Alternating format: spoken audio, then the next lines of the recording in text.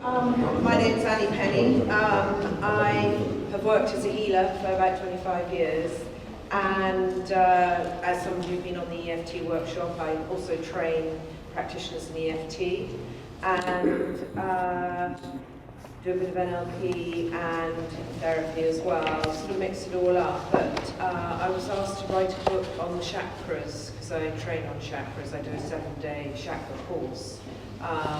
For healers mainly. Like Christopher, I teach in the College of Psychic Studies, I teach a healing course there, and for the Guild of Healers, who put healers in hospitals and hospices. And actually, as I was doing the book on the chakras, it turned into a book on death and dying, because I worked for about 10 years with people who were dying in hospitals and hospices, and it's very difficult. Can you not hear? I can hear you, but really good stuff. Yeah, I think they're looking, hopefully, for a microphone. Better? Me coming forward? A little. Can I suggest that those who can hear Annie well move towards the back, and those who can't hear Annie if you just move. I was going to do a Because visualization, but I actually don't think you you're might going to be able to hear it. microphone. I was going to start with a visualization. I'll see. I might go into that afterwards.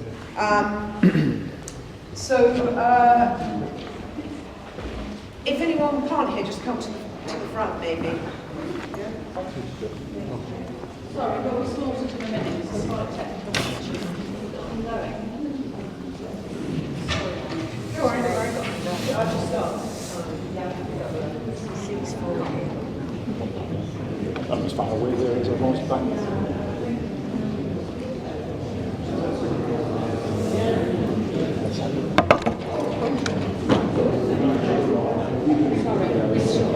Just in case.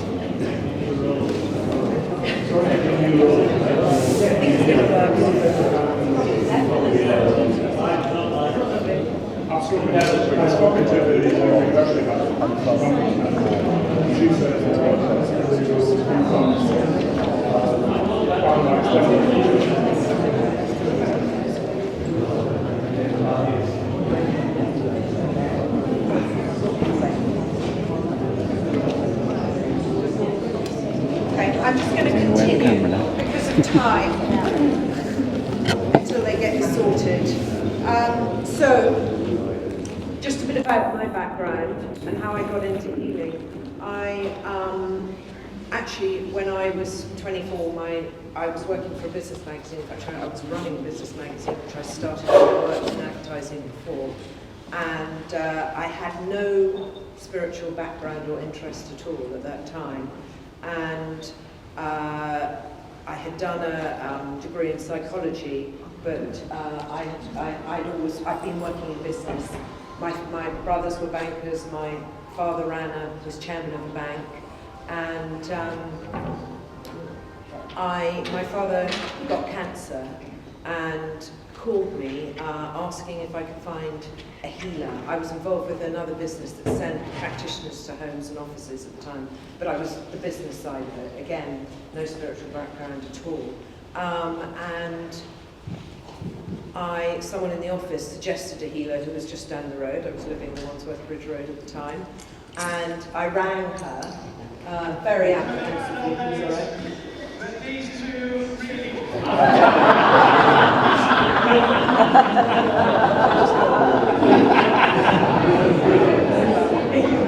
Let's go. The voice from above.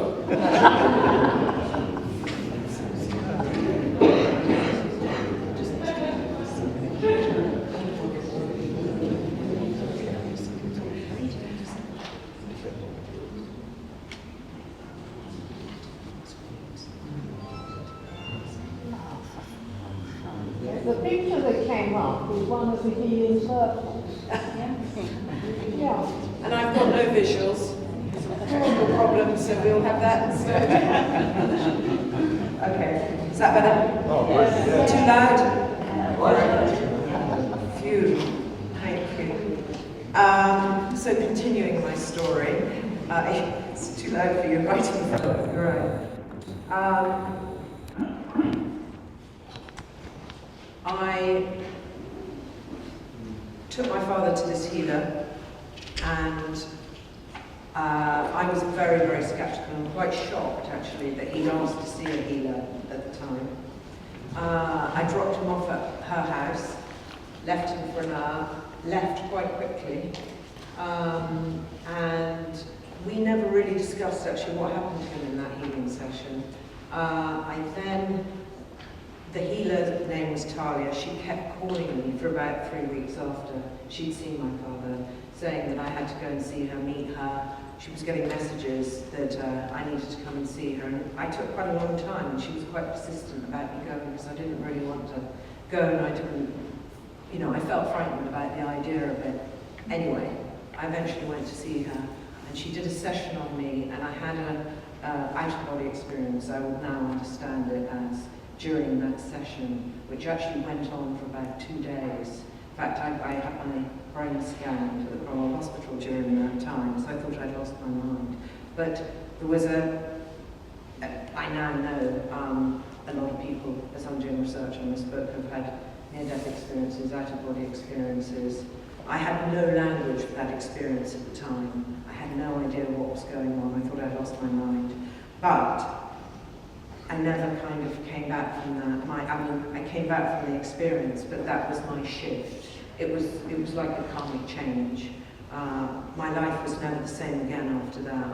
I sort of saw into another world, into my own inner world, which I had no spiritual compass for at all. I'd never read any books on healing or psychic work or anything. So all my learning around healing was just from my own experience. I hadn't read anything about it at the time. So I started feeling healing energy coming through me. And I would wake up in the night and I would see light around my arm. I was again frightened. But on one level, I knew, though I didn't know what healing was, that I could be a channel, a conduit for healing for my father with his cancer. And actually I drove to his house in Suffolk where he would go at the weekends. Bearing in mind he was the chairman of the bank, didn't have much time. Went down, and he also knew. So during his experience with the healer Talia, he had picked up this information as well. So I basically did healing, channeled healing with him for 3 years. And the first time, I didn't know how to do it, but the information came through, you know, by putting my hands around. I could see through his body, and I could see where the cancer was in his organs. So he told me he had a tiny bit in his colon. I could see it in his liver. I could see where it was. So yeah, my learning as a healer was really working with my father, channeling from my father, and we went on a most incredible journey together. He did go into remission completely, and I, not knowing what I know now, thought the healing energy, he was meant to get better, but in fact he then died very suddenly, well, over a period of about 10 days, having been completely well for a year and a half, with no cancer in him at all. What I came to realise is he needed that time to finish his unfinished business. He needed that year and a half, so that when he died, he was very, very peaceful. And I witnessed his death and his transition, and I did healing the last 5 days of his life. So that was really my learning about healing. And I thought I'd failed when he died. I thought it was to do with me. I didn't know I was, at that time, just a conduit for the healing energy. So I had a bit of a healing crisis and thought I never ever want to be doing that again. I'd never, in those 2 years when I was doing healing with my father, we never discussed it with anyone. So I'd never discussed it even with my mother or my sisters and brothers, because we thought they would think it was a bit weird. So we really kept it to ourselves. So when after he died, I needed actually to find someone to teach me about healing and what was going on. And luckily I found the College of Psychic Studies, where I now teach, and I did their healing accreditation. And then I worked in the healing clinic there, and I've worked full-time as a healer really ever since for 23, 25 years. So that's kind of my story, how I came to it, but I also, with the learning, realised that with my father, the healing was helping him die. He lost a lot of his fear, his denial, his anger around that dying process, so that he could die and go through his transition very peacefully. So then I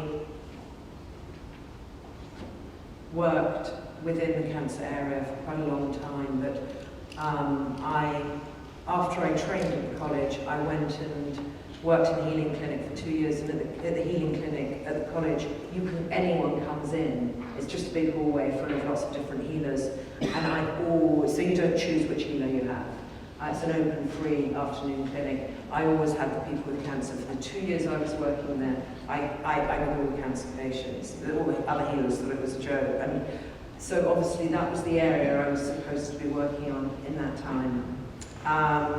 And that's the area I ended up working in. But I went to work in hospices. I did my training at Bristol Cancer Care and worked there, where they offer a model of care. I don't know if anyone knows about Bristol Cancer Care, a model of holistic care. So working as a healer there was very, very, being trained by them in all the model of healing, and the other modalities you have to train in when you're at Bristol.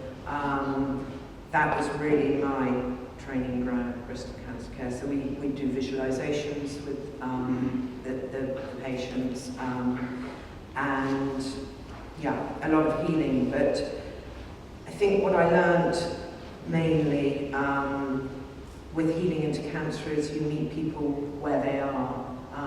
At Bristol and the hospice, often it is a death sentence. So the healing is healing them into death. Or you are meeting people where they are, and the famous Elizabeth Kubler-Ross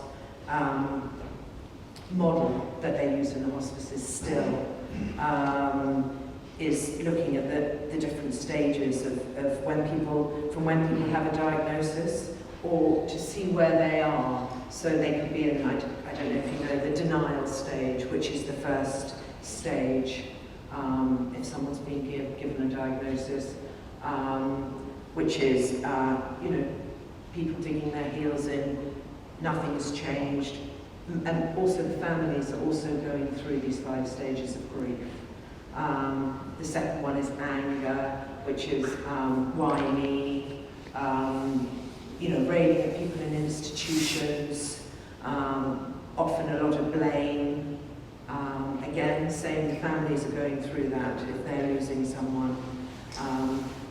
The next one is bargaining, after anger, bargaining. So making a deal when people come out of the anger stage. I mean, some people stay in the anger stage right until the last stages. This is what the healing's helping with, or the other modalities that they're working with. The next one, bargaining, making a deal. Maybe I'll be okay. I'm not saying they won't, I'm just saying it's being aware of these different stages and meeting them where they're at the time. The next one is depression. So coming out of bargaining, going into depression, a feeling of helplessness and futility. Again, this can happen with families. And then the last one is acceptance. So only after these responses are all exhausted can we come to a place of acceptance. And this Elizabeth's 5 stages of grief can be used for lots of different things, for losing jobs, but in therapy, working as a therapist, I'm also aware of where people might be. And with the tapping therapy, for example, you just meeting them where they're at, and not trying to move them on if that's not where they're ready to go. So just working with death and dying. we try and meet them where they are and help them with that stage. So I used to go out and do a lot of home visits with Macmillan nurses as a healer, and just, again, I learned a lot along the way, and sometimes, I mean, one of the stories is a doctor who I then went to work with actually in London. I went to see his wife who was dying of breast cancer, and she was probably 45 and she had 2 young kids. And by the time I got there, she was fairly bedbound. And when I went to do the healing, to do some healing on her, she was very, very angry and very, very frightened about leaving her children. But she was in the anger stage and in denial as well. And I remember afterwards coming down and saying, and the doctor saying to me, he got back, I hope you haven't given her any hope, because I'm a doctor and I know that she's going to die, but I need to be able to talk to her about what happens after she dies, about where I should send the children to school, what we should do. I remember him saying what we should do with her collection of shoes, you know, all those things that he wanted to discuss with her. And actually, what I learned is after I left, they sat down and discussed all of that. And, you know, his children are quite old now, and all her wishes he's carried out, which was lovely. But that, again, was a lesson for me. I wasn't going there necessarily to channel healing to get her better. It was maybe more about acceptance in that case. Yeah, families don't often know how to be when people are going through, and this is the hardest thing, because often families are holding on, saying, you know, you've got your daughter's wedding next year, or there's so many things that often the people who have had a bad diagnosis are not feeling people will talk to them about what's happening. They feel that people are ignoring what they're going through. And again, with this stage, we're talking about these last stages, people who are passing over are losing everybody. So friends, family, children, and often they don't feel that they're being listened to, really. Everybody's trying to cover up, make things better for them. So again, with working as a healer, going into hospices particularly, these are things that people are talking about. Because I train healers, this is sort of a lot of people working in palliative care with healing, need to know this information. But also when people are ill, it can bring a lot of regrets up of things they haven't done. And actually at Bristol Cancer Care, we used to get them doing, so there's music, pottery, art. You can go, and a lot of people actually with quite serious diagnosis used to go off, they'd say, I wish I'd gone to India. They'd actually go to India or go travelling, do all the things they hadn't done in their life, and come back and go into remission, having spent all their money.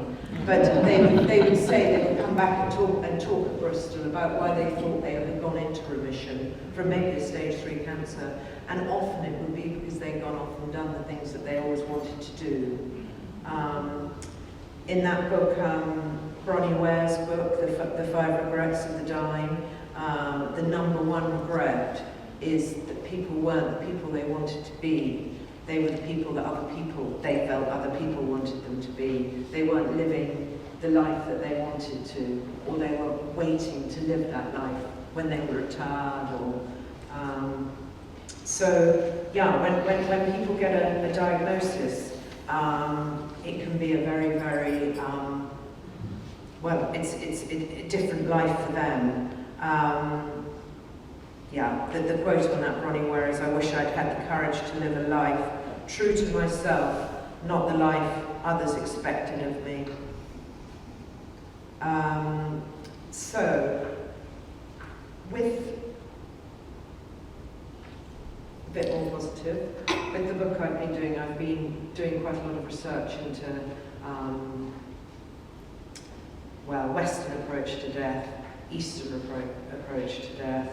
And again, the hospitals are looking at this a lot more because so many different races and religions, or certainly at the Marsden, where I've done some work, are not getting their religious and spiritual needs met in the palliative care unit, for example, at the Marsden. So there's things that Eastern religions about the body being left, needs that aren't being met, or having mantras sung around them at that point of transition is very, very important for some religions. So all of this is being looked at the moment, but with a sort of, it is difficult because I've done healing in hospitals that people who are dying sometimes feel like the doctors feel that they're a failure, they failed, and they're sort of put away in the back room. The healing is so important. In fact, most hospitals now have healers in them, helped by the Guild of Healers. They are in most hospitals in London now, so it's just so important. They have the soul midwives as well. I don't know if anyone knows about that. It's so important to have someone there filling, channeling energy, filling the room with light, helping people towards their transition. And many people, there's so many stories I heard working in hospices of people who would be sitting with their family or at homes, sitting with their family members for days and days, and they'd just step out to make a cup of tea, and they will pass at that moment.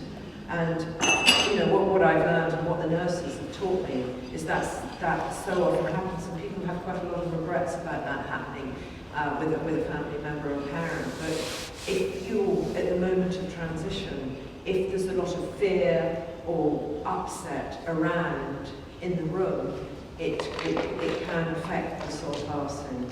So it is a choice on a higher level from the higher self, often, to be in a place where the soul can pass peacefully. I mean, the nurses are very aware of that. So I always think, don't have regrets around that. If you stepped out at that moment, that's how it was meant to be.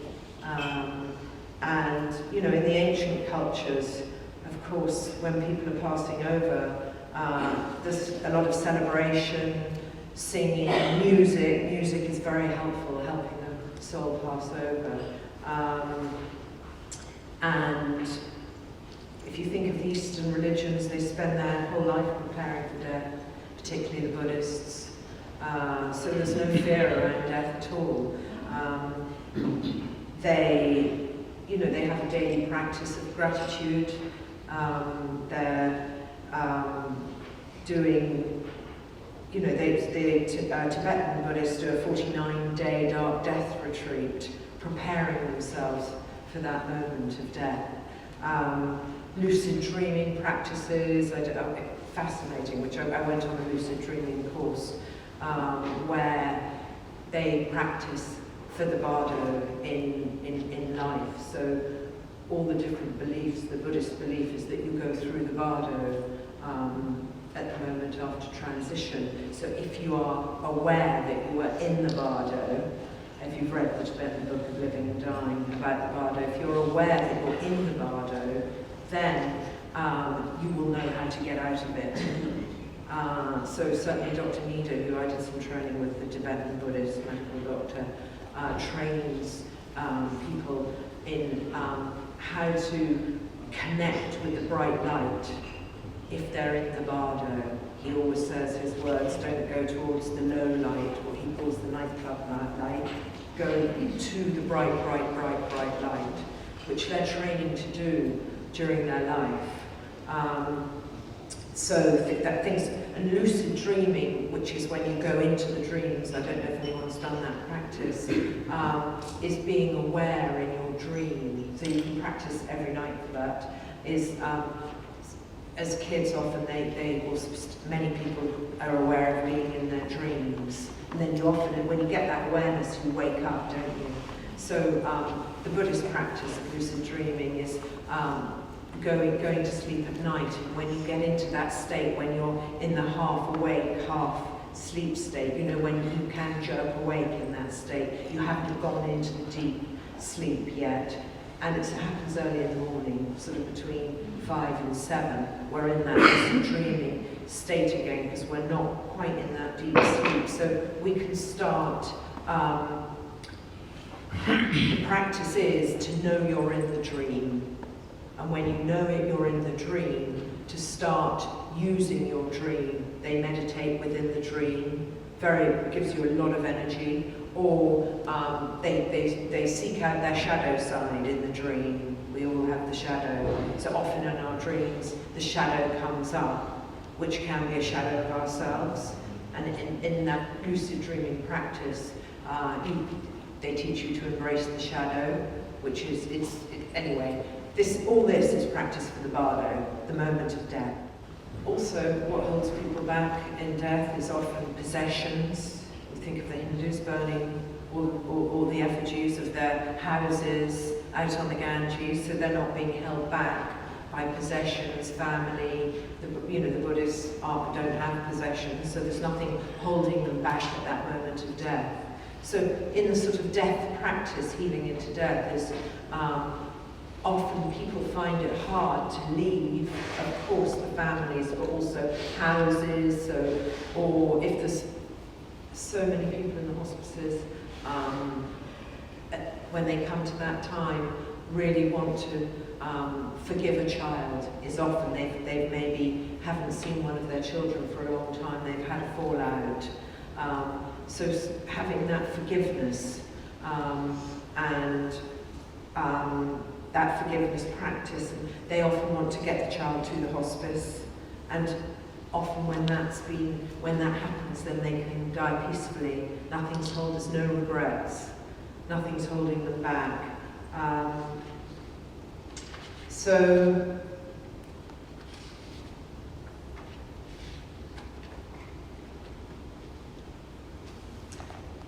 I had an amazing Burmese Buddhist teacher who was in a silent retreat monastery for 7 years, working with death and dying as well, and she told me that how the conditions are right at the moment of death. She said the most important thing to me is that they have a feeling of love when they pass.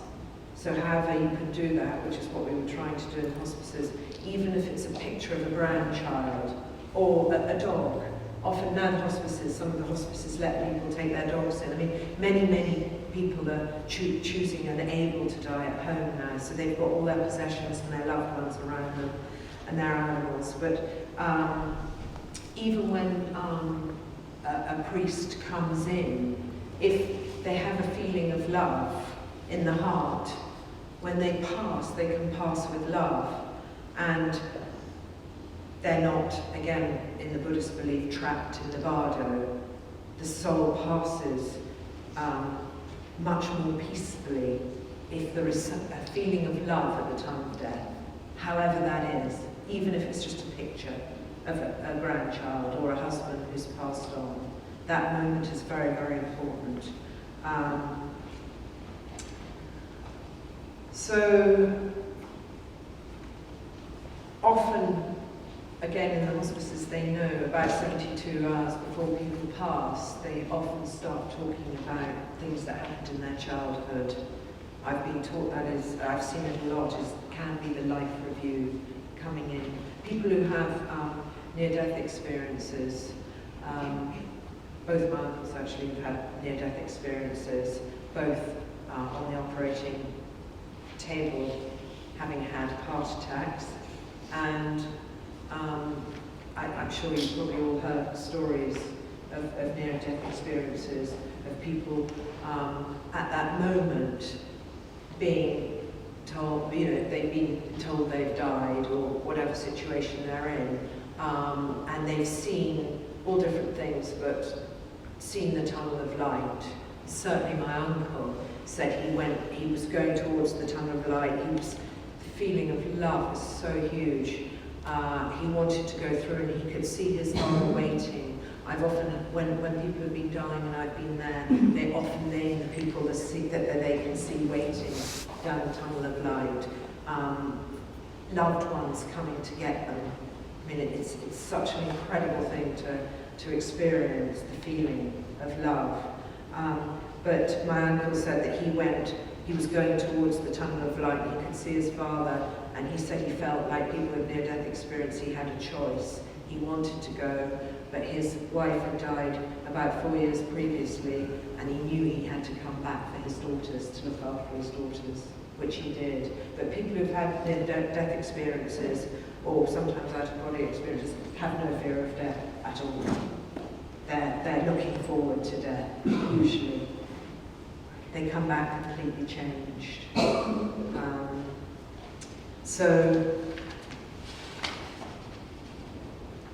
And there's a book called Lincoln in Nevada. I don't know if it won the Booker Prize a couple of years ago, which is very much around this. It's a very good book on death about President Lincoln, whose son died when he was 11. And it's a story, but there is a lot of truth in it, and a lot of historical truth in it. How when his son died, he got stuck in the Bardo, and the story is about how President Lincoln, who was very interested in death, went into the Bardo, and his son was stuck there. It tells the story of how the Bardo was. And when his son experienced his father, when he picked up his dead body as a child from the coffin, his son saw that, and at that moment he realized he was dead, and he was able to go to the light. It's a beautiful story, and it's amazing it won the Booker Prize, because a lot of people who have read that book have been very affected and changed by it. And there's another book called Between Heaven and Charing Cross by someone called Jules Hillier, which I read, which really changed my life. I read about a year ago, and I actually found, he's a recluse and has been for 30 years, and I found him near Tunbridge Wells. He hasn't really seen, he took 20 years to write this book. It's the most amazing story, but it's about more of a Western death in the way that it's a channeled story of a group called the Golden Ones, who were trying to channel through quite a farmer called Peter, who went to see a healer, and actually he didn't want to be the channel, but they were all killed in a car crash after the war, after the Second World War, these army doctors and this army nurse, and he was sent back to give this information. And they talked through, and I listened to 200 hours of tapes of these talks, and the College of Second Studies researched it all in the 70s. But the story is really about, I guess, the Western Bardos, how I came to understand it. What Jules taught me is that when people pass over, sometimes they take their own creative realities, and that if they don't know they've passed over, they can recreate on the astral levels and kind of get stuck there, not realizing that they've passed over. And they're so anxious to prove that they're not dead, they're living in the illusion that their mind is projecting. Their mind is projecting what they think is happening still on Earth.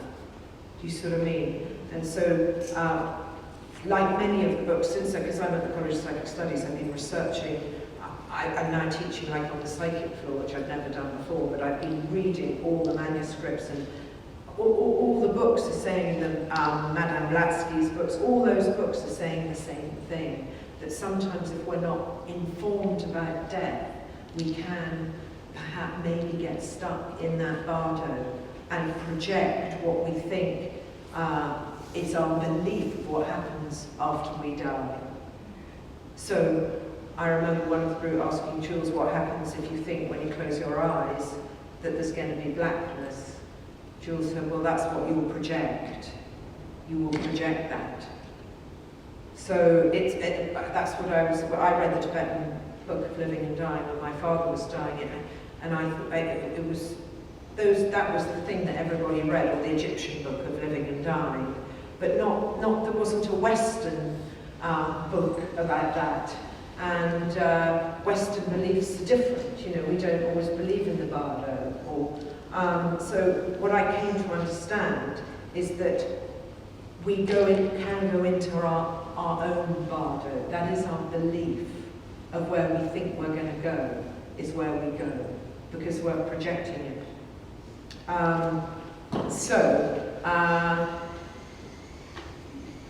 There are always people to help. I got Jules to write me this, which he wanted me. Often in the hospices, when people are dying, they have a lot of spiritual questions about death. We have to be really careful as healers, hence the training, because they believe, whereas I trained as a spiritual healer, that we might say the wrong thing. You can imagine when people have their own beliefs about death. So all we're doing is sitting there and holding the light for them, or channeling the light. But I'm just going to read you what Jules wrote me, which is Points to Know Before You Go, from his book. So, again, this is just one person's view. So he says, when you read the book, you can see all the channel teachings. After the physical is shed, your attitude, values and beliefs at first ray out to form your outer experience. Do not mistake this for objective. If frightened, ask for help. Help is always at hand because all passings are monitored. If you're in darkness, know this to be the ray out of your belief about death. And after asking for help, wait for a light, which will be the effect of someone's consciousness as they come to guide you to the light. Know that you may feel like you still have a solid inner body, but one that feels much more free and flexible, like when you take off a heavy overcoat. Don't wander about earth expecting others to see or hear you. Most of them can't. Their thoughts about you might prove difficult. Focus instead on your highest values, on love and on getting higher guidance for what you want in your heart. Use positive imagination, although on earth what you can fearfully imagine often turns out to be nothing like as fearful. So that's this is in a very, after the war, people died very suddenly, and actually that's when the College of Psychic Studies was set up by the widows' pensions, who wanted to know what had happened to their husbands. Yeah. So there was, I mean, as Dowsers, many of you work with spirits in houses and psychic work, but we are all sending people to the light, aren't we? Whether it's astral levels, in houses, all they are is looking for help to the light and providing that light, that tunnel. People can move very fast. There's just something about, I'm just going to read from Elizabeth Kubler-Ross, which I think is rather lovely. Look forward to your transition. It's the first time you'll experience unconditional love. There will be all peace and love, and all the nightmares and the turmoil you went through in your life will be like nothing. When you make your transition, you're asked two things. How much love have you been able to give and receive, and how much service you have rendered. And you will know every consequence of every deed and every thought and every word that you have uttered. And that is, symbolically speaking, going through hell.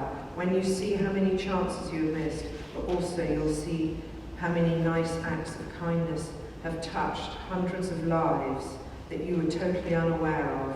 So concentrate on love while you're still around, and teach your children early about unconditional love. Remember, concentrate on love and look forward to the transition. It's the most beautiful experience you can ever imagine.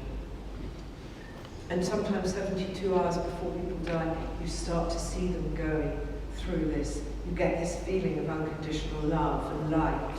It's such a magical place to be and to hold people in.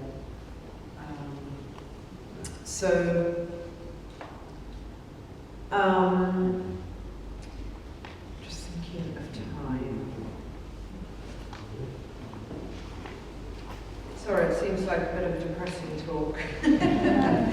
But I hope you don't think that. No?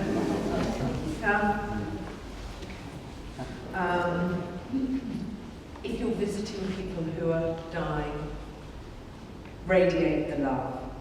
Sit and radiate. It makes all the difference in the world.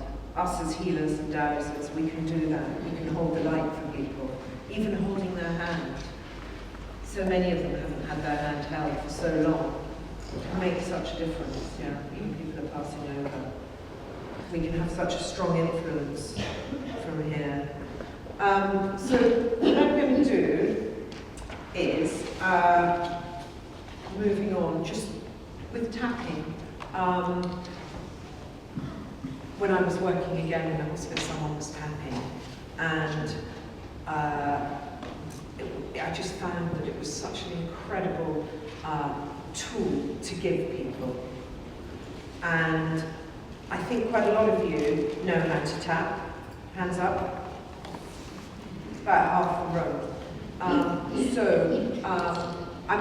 We're going to do a bit of tapping for the BSD and the future. The flourishing BSD. So I'm just going to give you, if you don't mind me, a quick lesson in tapping. Okay? I'm going to get you to tap on yourselves a few rounds. You don't have to if you don't want to, just to see how it feels first. So this talk, for example, might have brought up some fears or things that you might want to tap out. Like fear of getting ill. Fear of death when I tap is the biggest thing that comes out.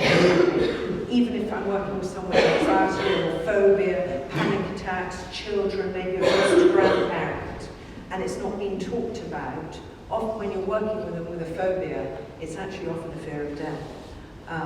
Is the deep root trigger of so many phobias and fears. That's how the tapping often changes. I thought I'd just teach you to tap on fears very, very quickly. So then we can do it for the BSD. So I'm going to give you a quick tapping lesson. So I'm just going to, when we set up a problem, we set it up here on what we call the karate chop point. So anyone who was doing it on the workshops the last couple, yesterday, those two workshops, you set up what the problem is, and then you accept yourself for it. Doesn't matter if you believe it or not.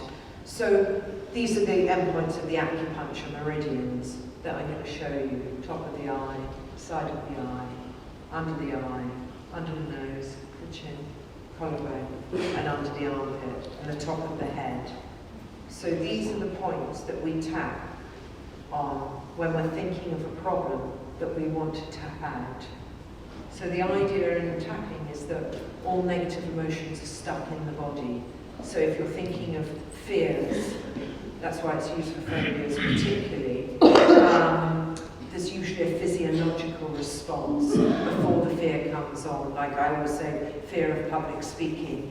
Usually when you go out to say public speak, everyone has a different response in their body. Maybe a tightness in the throat, pumping in the heart, stomach disruption. Everybody has a different response to stress or anxiety, which can come out as a phobia. Again, aeroplanes, people who have aeroplane phobias, when they're going on the plane or a week before, they will start to get a physiological reaction first in the body. Tightness, pumping, panic attacks. I do a lot of uni panic attack groups. They will all have their own physiological response to a panic attack. It can be different with different people, but usually pumping in the chest. This tapping knocks out the physiological response. So then the fear doesn't come on. That's mainly what it's used for. But I just want you to just have a quick learn of it so that you can use it in the future on yourself for anything you need to use it on. You can use it on tiredness. You can use it on food cravings. You can use it on pain. So so good for pain. So all you need to do is name the problem, accept yourself for it, which I'm going to teach you. That's the setup phrase in EFT.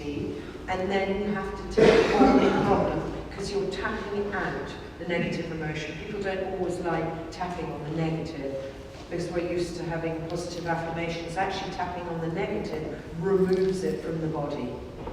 So then the feeling goes. Okay? So, I'm going to get you all just to think of something you'd like to tap out, a fear,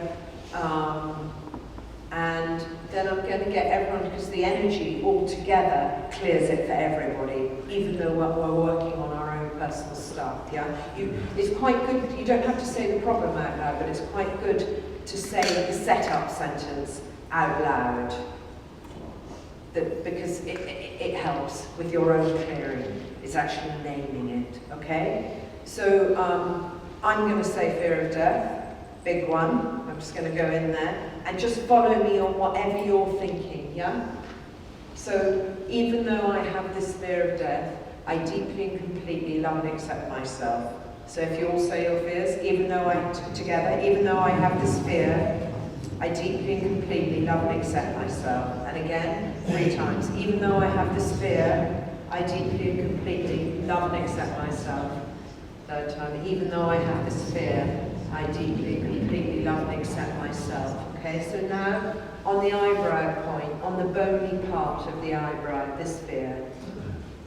And then the side of the eye, on the bony part, this fear. Under the eye, this fear, bony part. Then under the nose, this fear, tuning into the problem. The chin, this fear. Yeah, the chest point, this fear. Under the armpit, this fear. And on the top of the head, or the crown chakra, this fear. That's 1 round of tapping. Then again, this fear.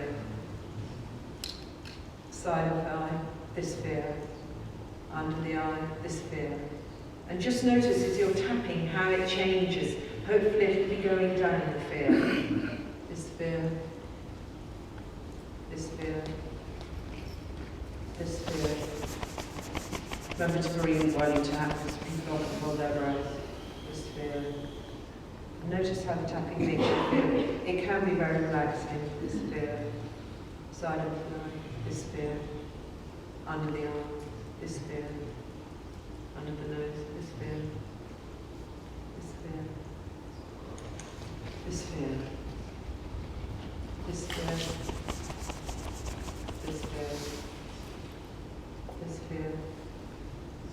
This fear. This fear. This fear. This fear. This fear. This fear. So just maybe close your eyes or just tune into your body and just see how that fear has gone down. You might feel more grounded, more relaxed. Tapping can bring a lot of heat up sometimes in the body. That's just a very short introduction, but hopefully, everything on tapping is free on the internet. So you can, if you YouTube, EFT, working with anxiety, fear, phobias, pain. So you can tap for pain for kids. For anxiety, exam stress, we do it for groups, for kids in schools. It's just, and as we're training the nurses, is coming in everywhere at the moment. So this is sort of, they use it a lot with people who are ill, with fear of diagnosis, fear, trauma of the diagnosis. You tap around on the memory of the diagnosis, which with some of these are soldiers for PTSD. Again, you can see a lot of work with tapping with soldiers with Gary, working with Vietnam vets on YouTube. All the videos are up there if you're interested, and you can tap along. Gary was working with the vets, and he had discs in his back, and just by tapping with them, rebuilt his back. Yeah. Yeah. I find even when I do tapping workshops, lots and lots and lots and lots and lots of stuff clears, or pain for me as well. It's such a great tool, and it's so quick and easy to use, and you can use it on yourself. So what we're going to do is we're just going to do a bit of tapping for the BSD. So Sandra's given me a script. A lovely healing for the BSD and the future. So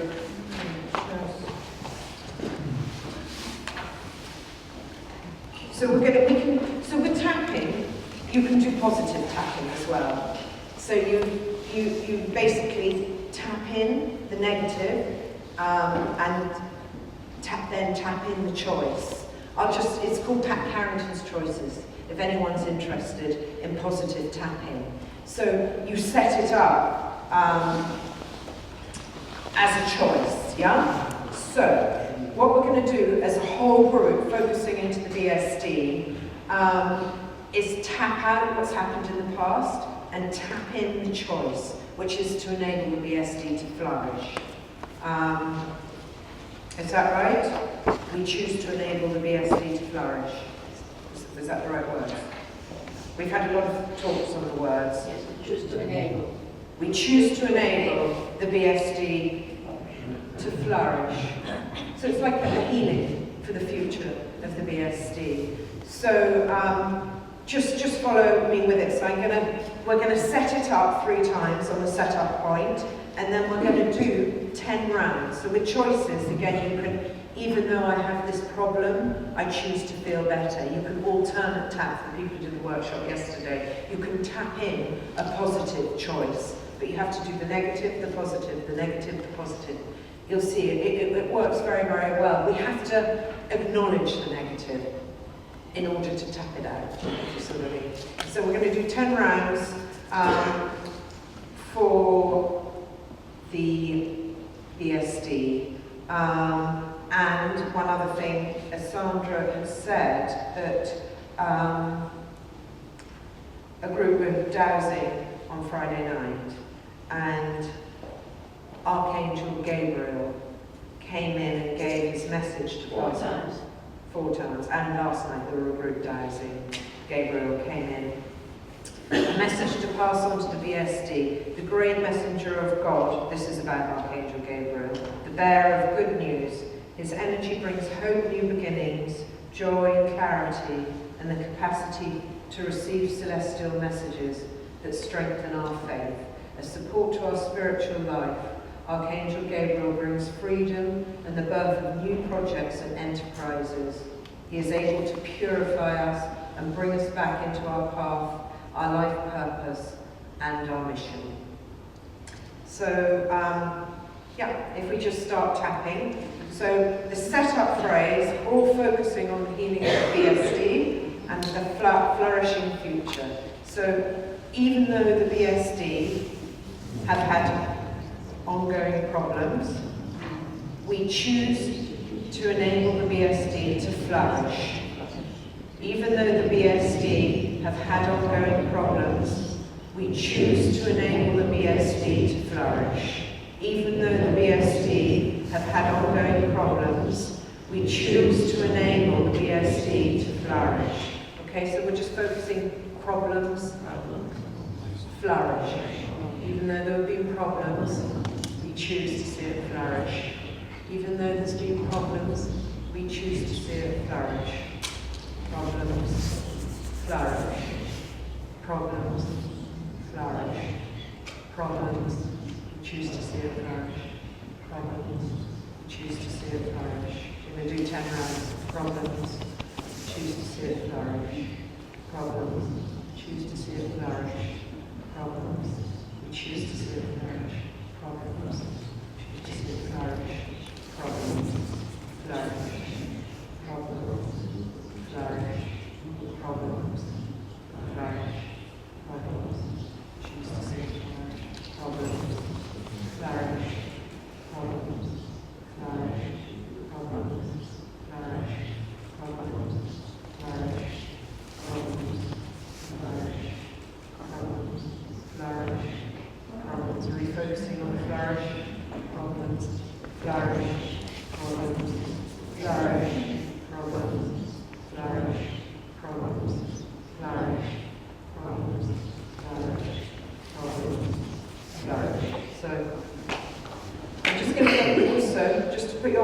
your heart, like a heart anchor, and close your eyes. And just anchor that feeling of love. And just imagine, visualize a golden pathway for the BSD into the future, full of possibilities. See that beautiful golden pathway going into the future. See it successful, flourishing, growing. See the path getting lighter and brighter, going towards that light, full of love and possibilities for a new and successful future for the BSD. And just anchor that feeling in. And then just visualize a big bubble of light again for the BSD. A healing bubble of light all around.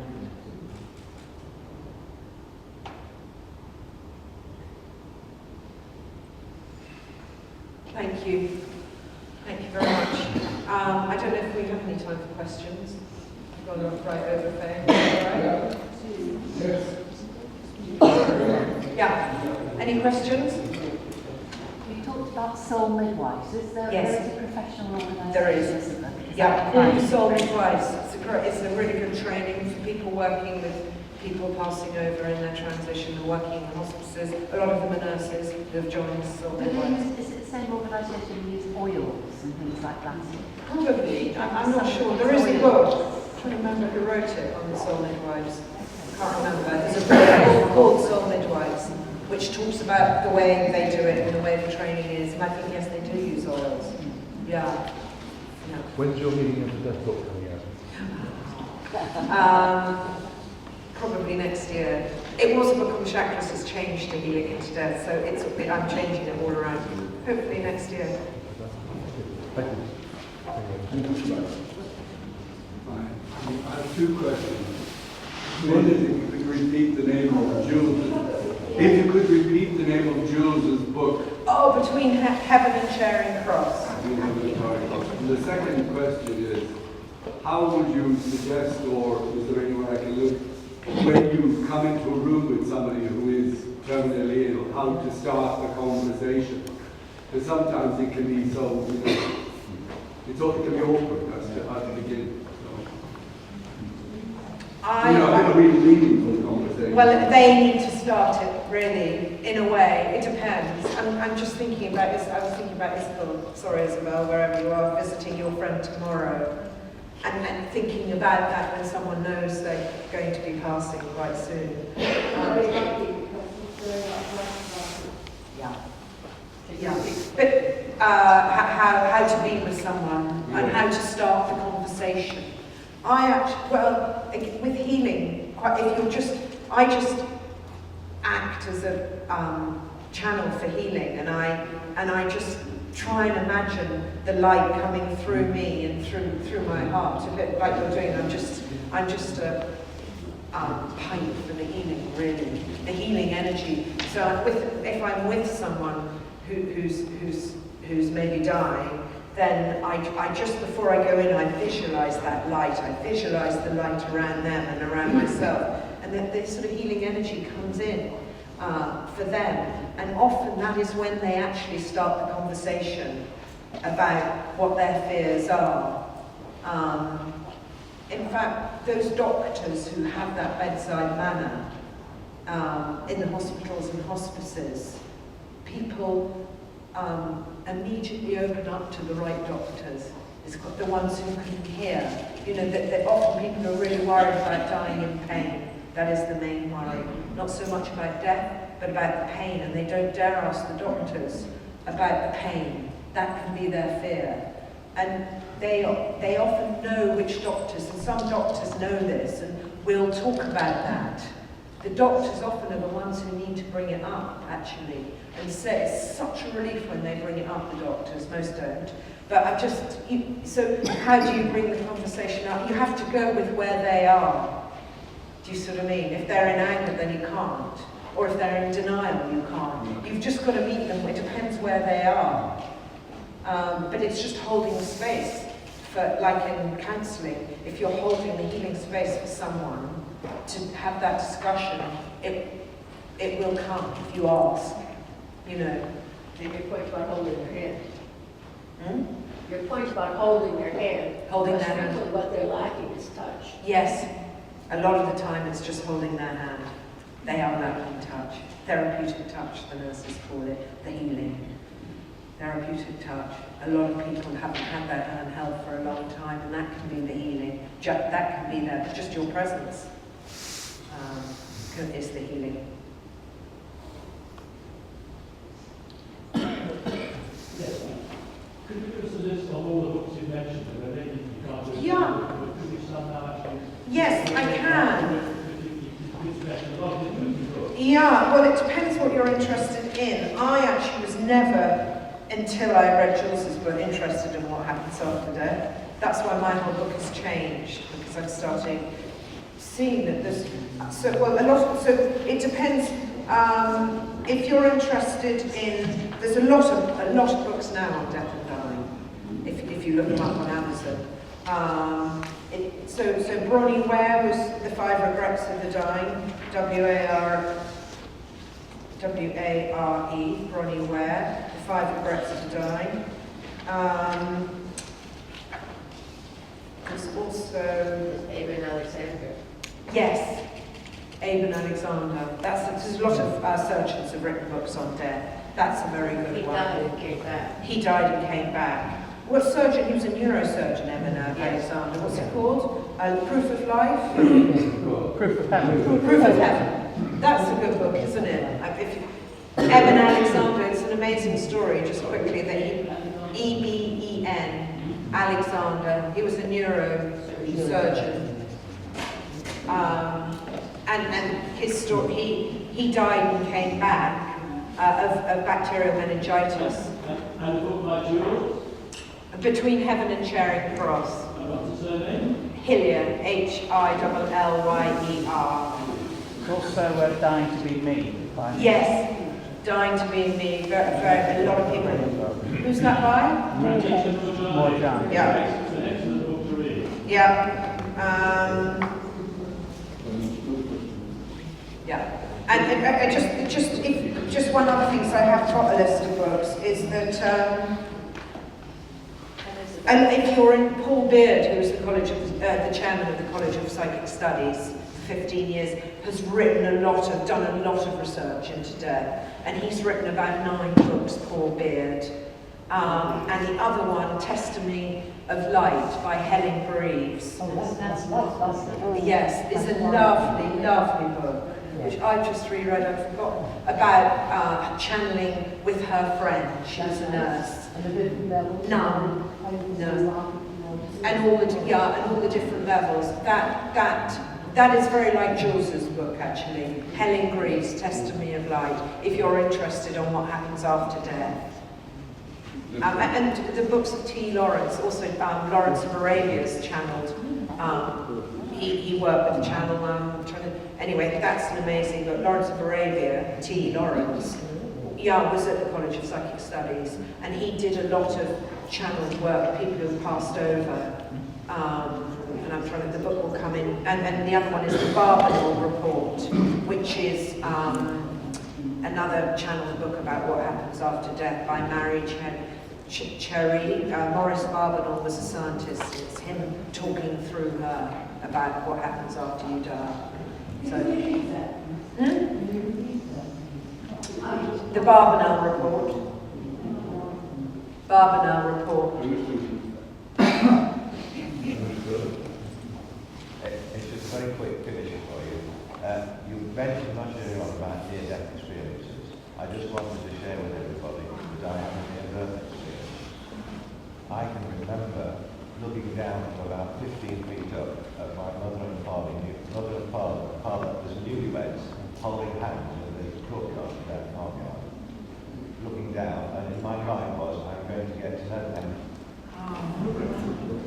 Going over and over, I'm going to get to know them. Oh, it's lovely. Because we choose our parents. Yeah. So that you had confirmation that. That is just if anyone's had any near-death experiences, will they let me know so that I can talk to them afterwards? Just because I'm compiling lots for my book. Okay. I was going to suggest, I was in a Noetics Institute conference, and Aben Alexander was the speaker. Oh. And it was full of scientists and doctors, and just who were there discovering mind over matter, whatever. And just about everyone there either had a near-death experience or knew someone who had, and that's what changed them from being a materialist scientist to, because this, and I came back and I started talking about near-death experiences, and surprising number of people, one of my cleaning ladies said, I had one of those.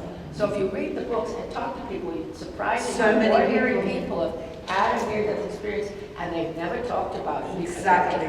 Like both my uncles, when I started healing, they both said to me, oh, we both had a near-death experience. I was amazed. And yeah, so many people. And they always come back completely changed with no fear of death and no attachment to material things. And they always said it's a beautiful place, and they Beautiful were sent place. back Yeah. every time. It's always good. Can we say thank you to Annie?